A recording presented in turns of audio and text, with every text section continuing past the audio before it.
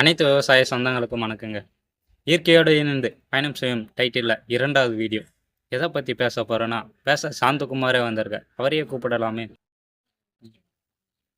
அவர் பேசுறதுக்கு முன்னாடி ஒரு ரிக்வெஸ்ட்டுங்க. அண்ணனுக்கு இன்னைக்கு பிறந்த நாள்.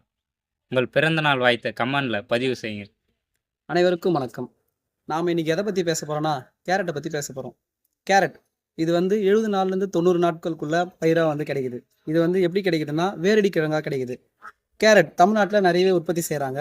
கேரட் எந்தெந்த முறையில் சாப்பிட்லான்னு பார்த்தீங்கன்னா, கேரட்டை பச்சையாகவும் எடுத்துக்கலாம், வேக வச்சு எடுத்துக்கலாம், கேரட் ஜூஸாகவும் குடிக்கலாம். இது மூணுமே நல்ல பயனை தருது.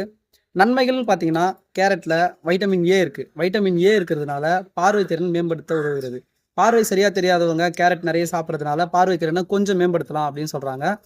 அதே மாதிரி பார்த்தீங்கன்னா, இதில் இருக்க பொட்டாசியம் நம்ம இதயத்தை வலுப்படுத்த உதவுகிறது. இன்னொரு விஷயம் என்னன்னு பார்த்தீங்கன்னா, இதில் இருக்க ஆன்டி ஆக்சிடென்ட் நோய் எதிர்ப்பு சக்தியை பலப்படுத்துது. அதே மாதிரி புற்றுநோய் செற்கள் ஆரம்பத்தில் வளரும் போது கேரட் நம்ம நிறைய எடுத்துக்கிறதுனால அந்த புற்றுநோய் செற்கள் அந்த ஆரம்பத்திலேயே அழிக்கிற சக்தி கேரட்டுக்கு இருக்குது. ஆன்டி ஆக்சிடென்ட் அதிகமாக இருக்கிறதுனால தோல் பளபளப்பாக இருக்குது. நம்ம பியூட்டி பார்லர்லாம் பார்த்தீங்கன்னா கேரட் யூஸ் பண்ணுவாங்க. தோல் பளபளப்புக்காக யூஸ் பண்ணுவாங்க. தோல் பளபளப்பாக கேரட் ஒரு இதுவான ஒன்றா இருக்குது.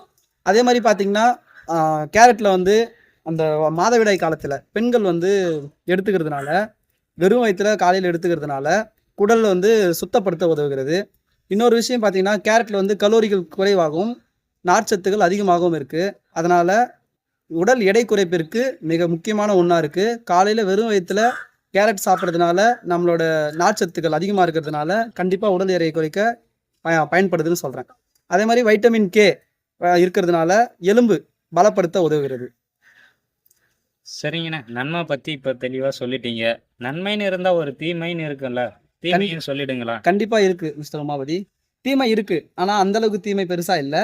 என்னென்னா, அதிகமாக கேரட் டெய்லின்றத விட நிறைய கேரட் எடுத்துக்கிறதுனால என்ன ஆகும்னா, வயிற்றுப்போக்கு ஏற்படும்.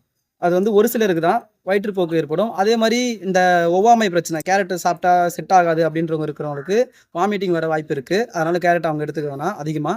அதே மாதிரி பார்த்தீங்கன்னா, கேரட் ரொம்ப அதிகமாக சாப்பிட்றதுனால தோல் கலர் சேஞ்சஸ் உருவாகும். எப்படின்னா, எல்லோ கலர் லைட்டாக எல்லோயிஷாக மாறதுக்கான வாய்ப்பு அதிகமாக இருக்குது.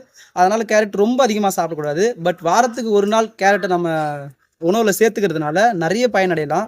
கண்டிப்பாக கேரட் நீங்கள் வாரத்துக்கு ஒரு நாள் எடுத்துக்கணுன்னு என்னோட சஜஷன் நான் சொல்கிறேன். அனைத்து விவசாய சொந்தங்களே, அண்ணன் கேரட்டை பற்றி தெளிவாக சொல்லியிருக்காரு. நீங்கள் கேட்டு பயன்பெறுங்க. அடுத்த வீடியோ எதை பற்றி எடுக்கலான்னு நீங்கள் கமெண்ட் பண்ணிடுங்க. நன்றி.